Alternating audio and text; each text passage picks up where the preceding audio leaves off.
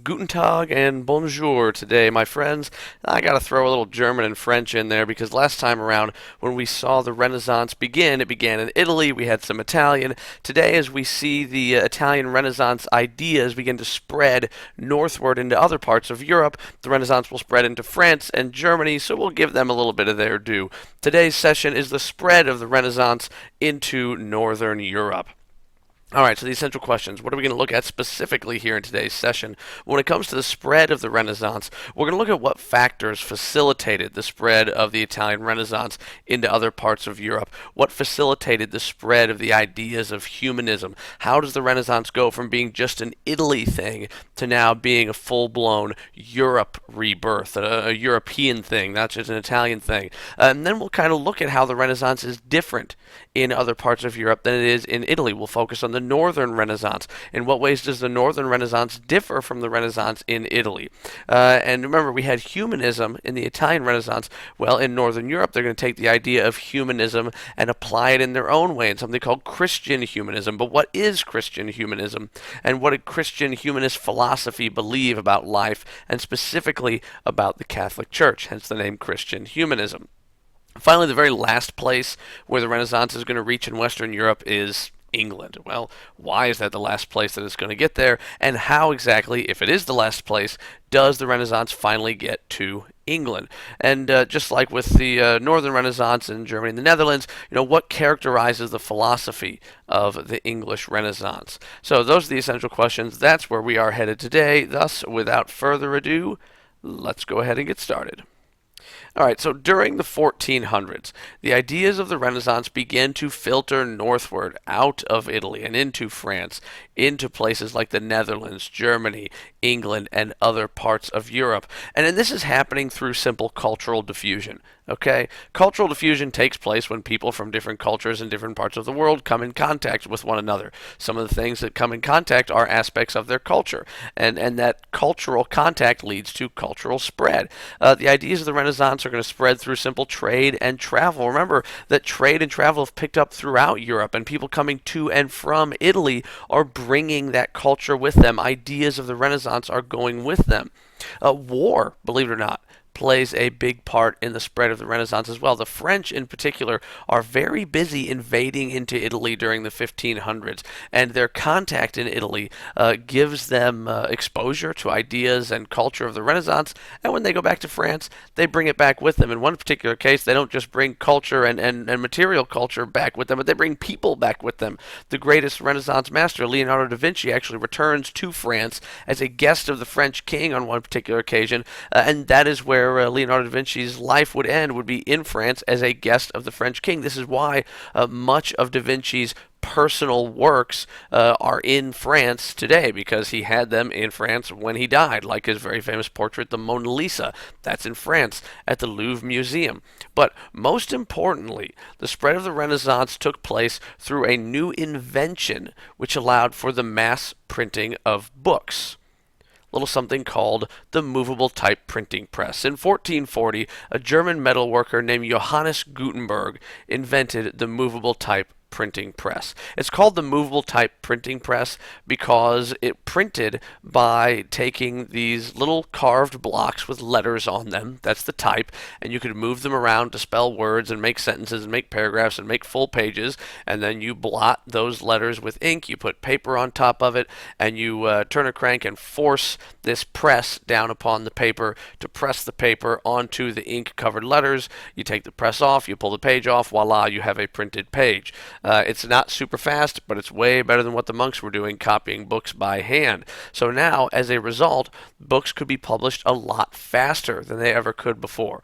And faster means you can make more of them. And when you can make more of them faster, that means you can also make them at a lower cost. Of course, the first book printed on the Gutenberg printing press is, not surprisingly, the Bible. The Gutenberg Bible was the first and probably one of the most popular books printed on the printing press. Today, the Bible is still the most widely sold and singularly popular book in the world. It's also the most stolen book in the world, if you can believe that.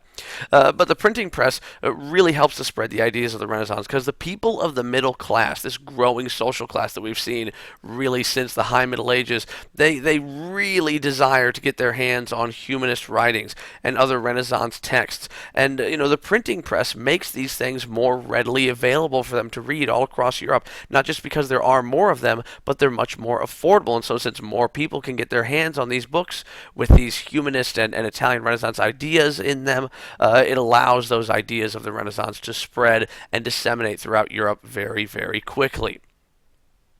And as the Renaissance spreads to different parts of Europe, different people in different parts of Europe are going to apply the ideas of humanism and this sort of rebirth ideology in different ways. You see, the Renaissance becomes an awful lot like pizza. Okay? Hear me out on this. I'm not crazy. The Renaissance becomes an awful lot like pizza. Think about pizza. Pizza is not an American thing, but it is ingrained in the American food culture today. Pizza originated in Italy. It came over with Italian immigrants, originally nestling itself on the eastern coast of the United States. And slowly but surely, through cultural diffusion, pizza spreads to different parts of the United States. And each different region of the United States sort of took pizza and applied it in their own way and made it their own. In the East Coast, you're going to find, big floppy hand-tossed pizza with mozzarella cheese, big toppings, and a lot of times served by the slice. You go to Chicago, you get the deep dish style. You go to the Midwest, you go to St. Louis, you get the thin crust style with the Provel cheese. It's all still pizza, okay? Whether it's deep dish, whether it's East Coast style, whether it's St. Louis style, it's all pizza. It's just been adapted to fit sort of the needs and the traditions and the desires of the people in those local areas. And that's what's happening with the Renaissance, okay? The ideas of the Renaissance, of humanism, this rebirth of culture and learning is spreading throughout Europe, but in different parts of Europe, it's being applied and adapted in different ways. In particular, in Northern Europe, the Renaissance takes on a very, very religious tone. It's still the Renaissance, it's still humanism, it's still a rebirth of sort of, learning and culture, but it's being geared and directed towards religion in Northern Europe. And specifically in Northern Europe, you have these groups of scholars who, really cling on to humanism that are called Christian humanists. Why? Because they want to take the ideas of humanism and the ideas of Renaissance and use it to reform the Catholic Church. Reform of the Catholic Church is not a new thing. I mean, as long as you've had lay investiture and corruption, you've had people wanting reform. So it's not a new thing. But now you're taking the ideas of the Renaissance and humanism, trying to apply that to reforming the Catholic Church. These Christian humanists want to sort of eliminate the abuses of what they see as the corrupt church and instead restore the Catholic Church to its early days of simple piety, when it was first founded by its original church fathers, by Jesus and his disciples and all of that. And they believe that you can achieve this by studying the Bible, by applying humanism, specifically by finding the oldest versions of the Bible. And where would you find the oldest versions of the Bible? In classical Greek or Roman. So we're seeing the ideas of humanism, the throwback to classical Greece and Rome, being applied to religion, being applied to reforming the Catholic Church. Now, the most famous Christian humanist is a guy by the name of Desiderius Erasmus in the Netherlands. And he really inspired and informed his colleagues that they needed to study Greek and they needed to study Hebrew. That way you could understand the oldest versions of the Bible, because the oldest versions of the stories written in the Bible were written in Hebrew. And when Christianity began to grow, one of the first places it really spread en masse was Greek. So if you really want to get the earliest versions of the Bible, the earliest versions of Bible stories, you needed to read the Greek and Hebrew versions. And so Erasmus is telling people, look, you need to learn and study Greek. You need to learn and study Hebrew so you can study the oldest versions of the Bible. If you really want to know what's in the stories, you need to go back to the beginning. Now, Erasmus, like other Christian humanists, also prompted people to take a much, much more critical view of the Catholic Church. Specifically, he attacked the wealth and extravagance of popes during the Renaissance era. Being pope was an awful lot like being king. You ruled the papal states, you had an awful lot of wealth, and on top of that, you were the head of the Roman Catholic Church. But it was just as much a political and economic position as it was a religious one. And so Erasmus, who is a Christian humanist who wants to see Christianity go back to its early, simple roots, really attacks the wealth and extravagance and corruption of Renaissance popes in his very famous book, The Praise of Folly. So we are seeing that the Renaissance in Northern Europe is very heavily geared towards reforming religion. And this is laying the roots. This is laying the foundations for something we're going to cover in our next session, which is the Protestant Reformation. The Protestant Reformation absolutely grows out of the Renaissance and grows out of these ideas of humanism, and more specifically Christian humanism. And people like Desiderius Erasmus and another guy, Jan Hus, are sort of like early Reformation movement individuals, and they're getting these ideas out of Christian humanism, out of the spread of the Renaissance. Now, England is really the last place in Western Europe to get its hands on the Renaissance, and this is because by this time, England has really become sort of a backwater of Western Europe. Gone are the days of the great Norman kings of Western Europe, William the Conqueror and his descendants. England has long since lost all of its land on the European continent. The French have taken all of that, and England has been reduced to being just an island country. And not just an island country, but by this time in history, one that for the past number of years has been engaged in pretty nasty civil war for control of the throne. All of that finally ends in 1485 when Henry Tudor wins out in this civil war and becomes King Henry VII of England. So the year's 1485. And this is really when we say that the Renaissance starts to make its way into England, because Henry realizes that he is king of a backwater Western European country and wants to start restoring England to its cultural and economic place in Western Europe. And so he begins inviting a lot of Italian Renaissance scholars into England to teach the humanist ideas to English people and English nobility in particular, and to encourage the study of classical Greek and Roman texts. He wants to put England on par with the other great nations of Europe during this Renaissance time period. And so just like in Northern Europe, the English are going to adapt the ideas of the Renaissance to fit their own interests, their own needs, their own desires. And English humanists focus very heavily on social issues. English humanists really express themselves in the area of social issues.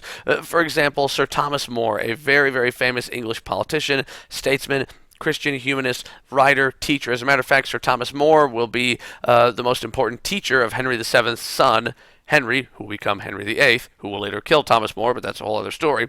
Thomas More, a very famous English scholar and statesman, wrote a book called Utopia, in which he discusses what an ideal society might look like if all people were equal. Now, we're not talking like communism here, but he's talking about if, between common person and nobility, the status of individuals in society was equal. Pretty progressive idea when you really think about it.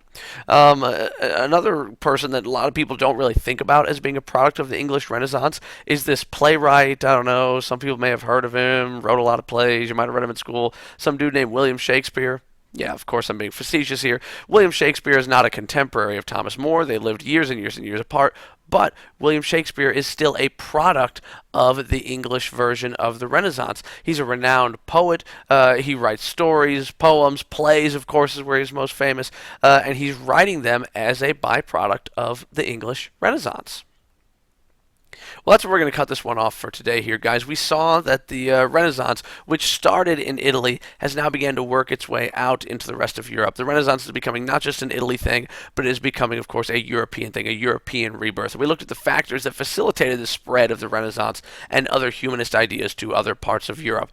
Then we looked at how the Renaissance was different in two parts of Europe. We looked at the Northern Renaissance, where you're getting in the Netherlands, you're getting into Germany, the way in which they took the ideas of the Renaissance and applied them through Christian humanism to reforming the church. And then, of course, the Renaissance in England, England being the last place to get the Renaissance, and how they focused very much on social issues there, giving us people like Thomas More and, of course, the famous playwright William Shakespeare.